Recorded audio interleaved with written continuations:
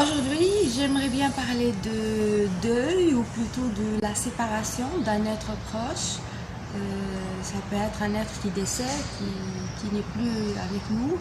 Je pense qu'il ne faut pas partir du principe que c'est une personne séparée de nous et c'est ça ce qui nous fait très mal parce que quand on perd nos parents par exemple ou un être cher, on a l'habitude de le voir séparément de nous au lieu de le voir autrement, c'est puisque nos parents représentent un petit peu des archétypes, le féminin, le masculin que nous avons déjà en nous.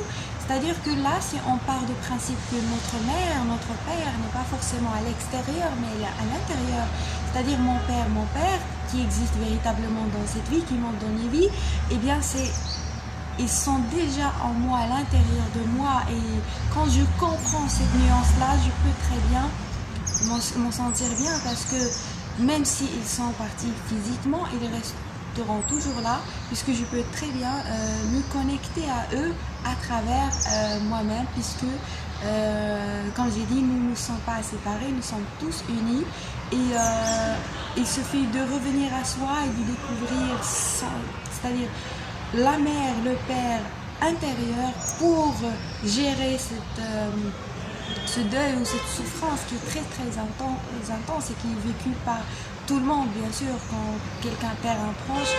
Et bien évidemment, c'est tout à fait normal d'être triste. Je ne dis pas qu'une fois que vous allez faire ce travail, vous n'allez pas vous sentir triste, bien sûr, mais c'est juste que vous serez conscient, c'est ça la différence.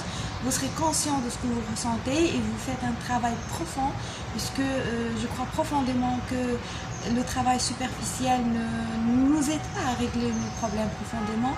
Il faut faire un travail profond, mais vraiment profond, c'est-à-dire le traiter de manière...